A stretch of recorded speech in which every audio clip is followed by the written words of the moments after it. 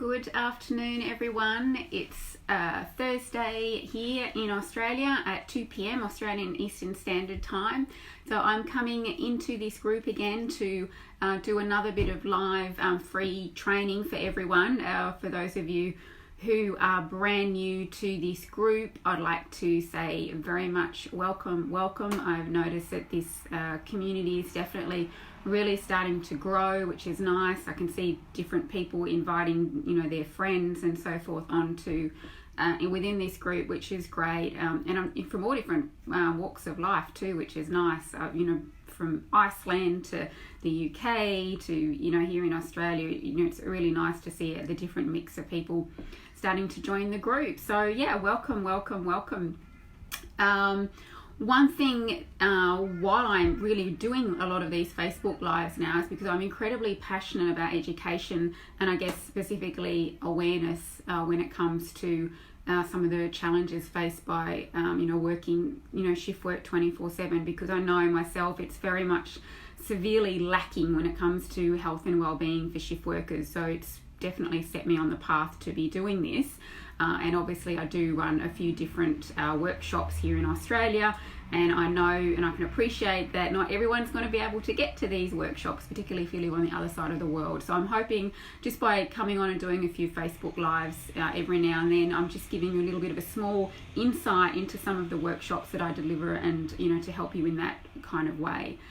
For those of you who are brand spanking new to this group, my name is Audra Starkey. I am a clinically trained nutritionist and a accredited trainer, but also a shift work veteran. I myself have spent 2 decades working shift work, so I get it. I really do. I've started work at 3 o'clock in the morning, or I did night shifts. I've kind of done everything, so I do get it. Whilst I haven't walked exclusively in your shoes for whatever job that it is, I certainly have a very good appreciation of where you're coming from, particularly when it comes to fatigue and tiredness and weight fluctuations and all that kind of jazz. So yeah, but I'm going to launch straight into this training, and again I am going to be referring to my notes because I want to make sure that I'm covering all of the content to make sure that I'm giving you the sort of value that you'll obviously come here to join. So, and I can see that there's quite a few people that have joined, so thank you so much for taking the time of your day or night, whatever it is for you, to be on this live webinar. I do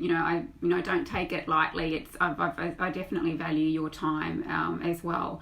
So let's get straight into the topic: how sleep, better sleep leads to weight loss.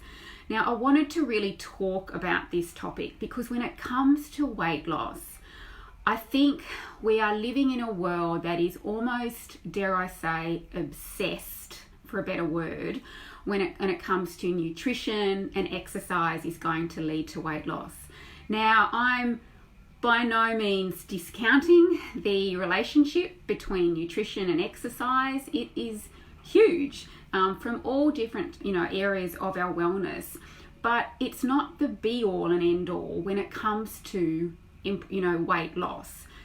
We can really look at this. There's so much information about eating better and exercising more, but we're getting heavier and heavier, and we're getting sicker and sicker as time goes on. So there's obviously something missing. There's something not going right.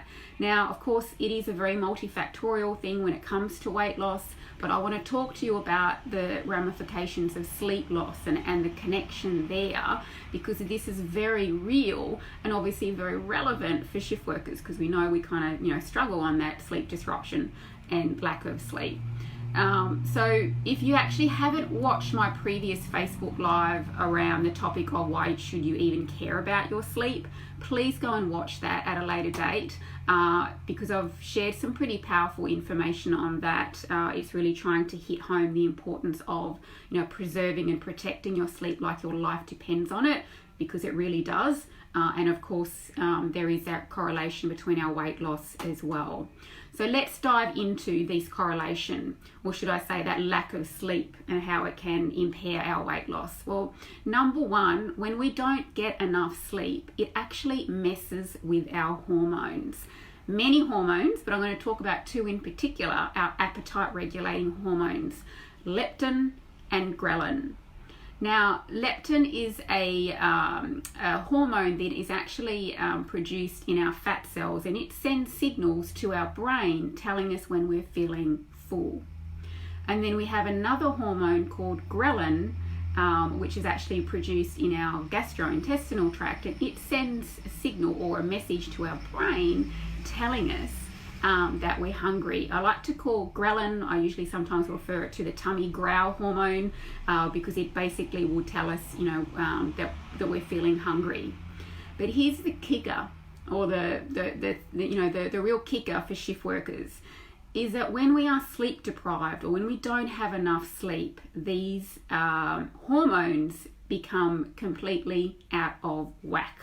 When we're sleep deprived, the ghrelin hormone begins to increase. So that's that hormone that tells us when we're feeling hungry. So that actually increases.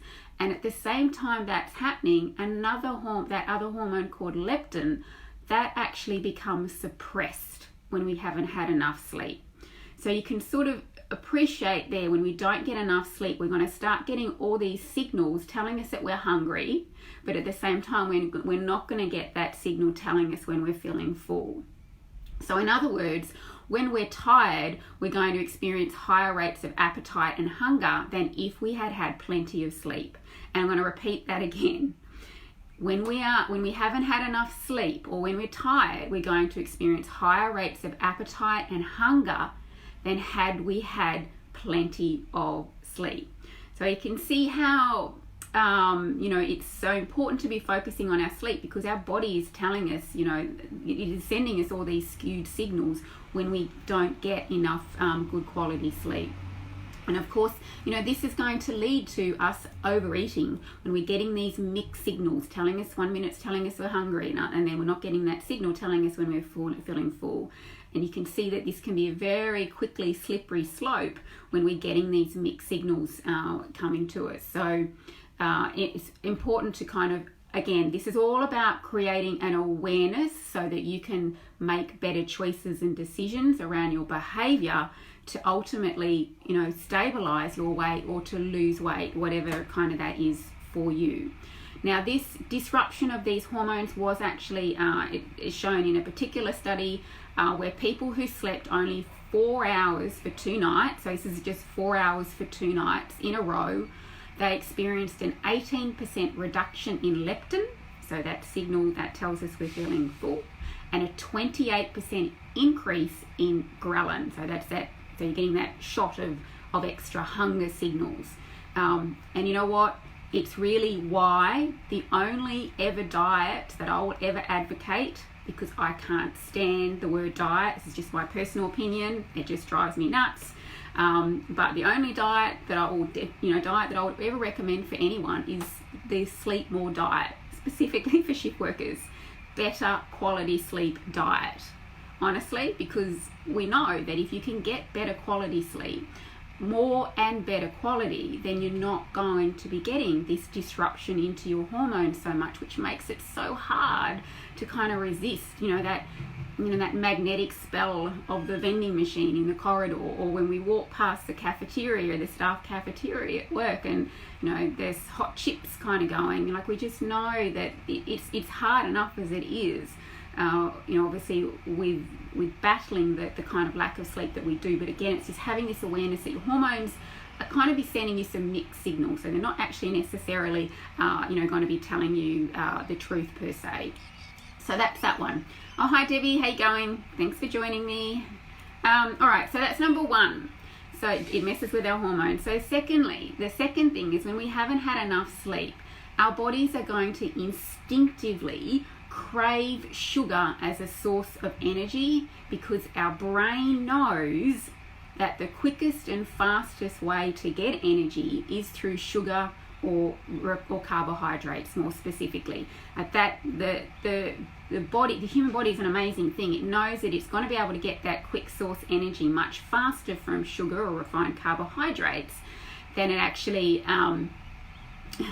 than it does on fats and proteins. So, which obviously makes it harder, okay? Like, it's harder to kind of resist that sugar, but your body, when you haven't had enough sleep, is going to actually hone out for that sugar, because it's saying, hey, you haven't given me enough sleep.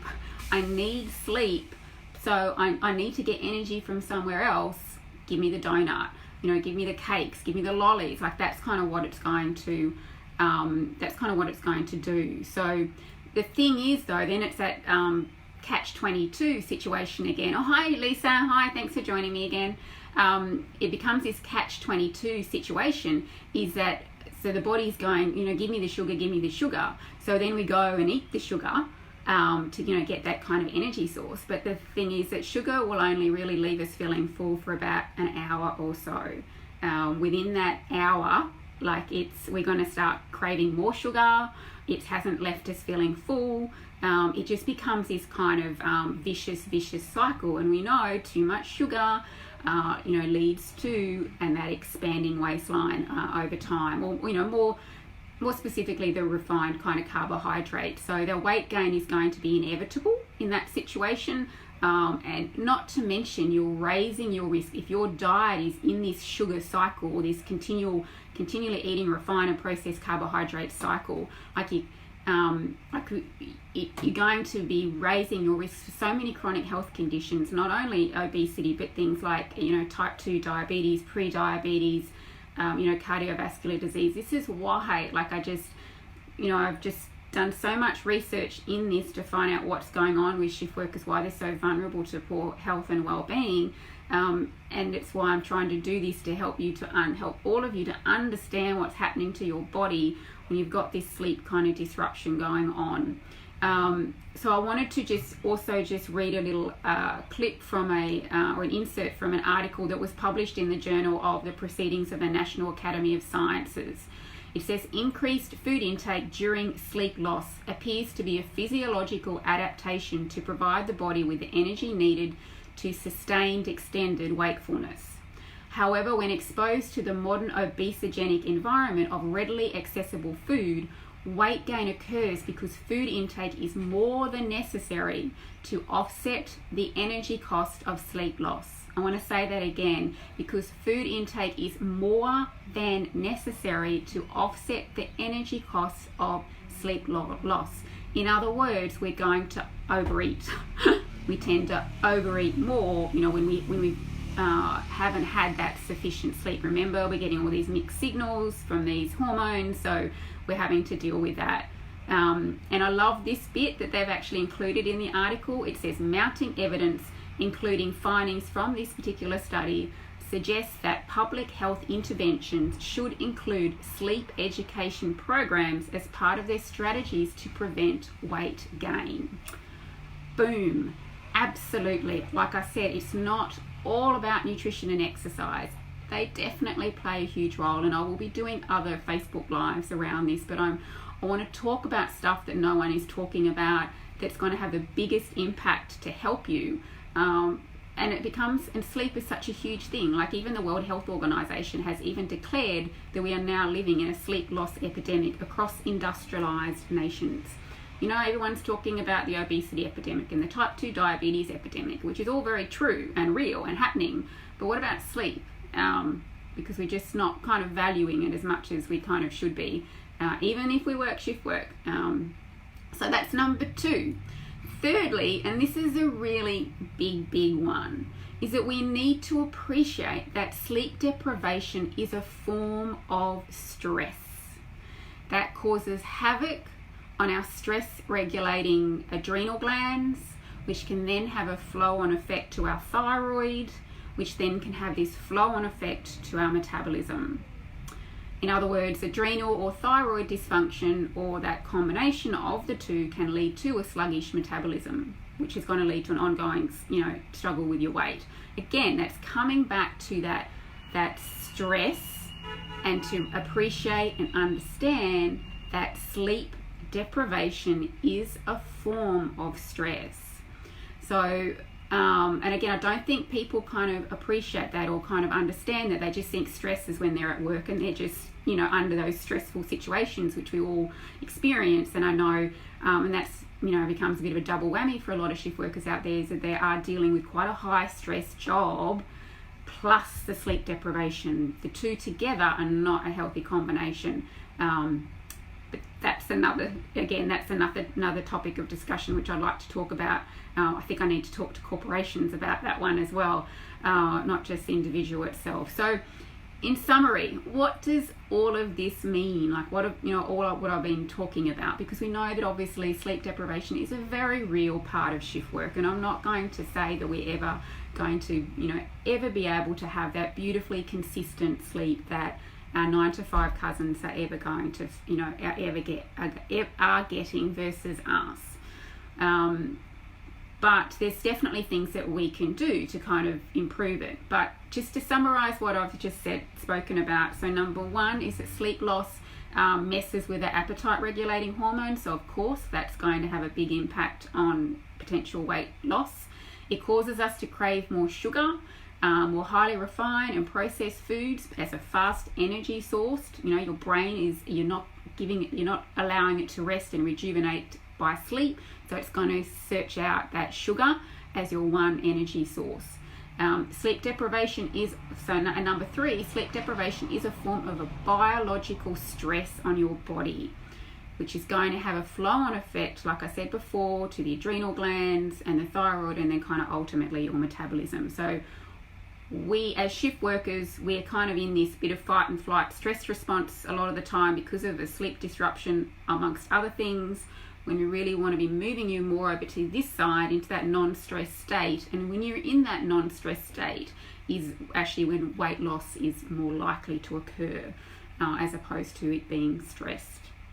So the key takeaways that I want to give you from this training when it comes to weight loss is that please ask yourself, what am I doing? So you to ask yourself this: what am I doing that is potentially sabotaging my sleep even more besides the shift work itself? Oh, hi Annette, how you going? Thanks for joining me.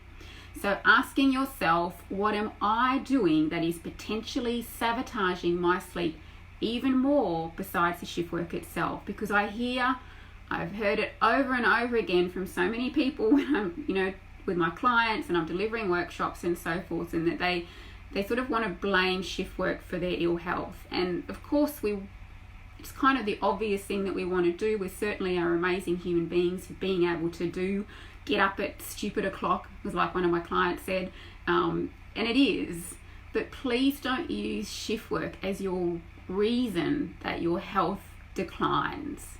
Use it as your motivation to do everything in your power to preserve and protect your health. And it all begins with that sleep, because and it's why I even put together my sleep program first over the nutrition side of it, is because when we sleep better, we feel better and we're more likely to make better choices and decisions for the reasons that I just mentioned. But when if I was to sit and tell you to eat this, and give you this beautiful green smoothie to drink, but if you had about 3 hours sleep the night before, it's just, you're not going to get that benefit. You're not going to get the effects. So everything stems from that better sleep. Another question to ask yourself is, are you continually putting your hand up to do double shifts? Now I get it. There's a lot of people out there that do really long shifts right from the get-go. They're 12 hours, and sometimes you might need to do double shifts for various different reasons, particularly those working in the emergency sector, police, ambulance, fireys. I know you guys will do these ad hoc kind of shifts, and that's fine. But if you don't have to, and you're voluntarily putting your hand up to work them all the time, again, I get it. Sometimes it's for financial reasons, but big picture here, what is it doing to your health? And if you're not really that concerned about your health, I'm going to assume that you all are if you're in this group, which is great. But think of your family and friends. Like, they want you to be around for a long time. So please do it for them, if not yourself. Although I'm always going to hope that you're going to want to take care of your health for you. But please do it. Your family and friends, they love you. They want you to be healthy too. So that's just something, again, really doing a good hardcore assessment on, are you really preserving your sleep? Or are you just using shift work as an excuse that I'm not getting enough sleep? Yes, that's always going to be there, but how are you making it worse? Are you doing extra shifts? Are you wearing yourself out on the treadmill in exchange for sleep? Again, remember how I spoke before, how sleep deprivation is a form of biological stress on its own. So that's going to really trigger that the body to kind of go into survival mode, and it will really not be wanting to encourage weight loss for you.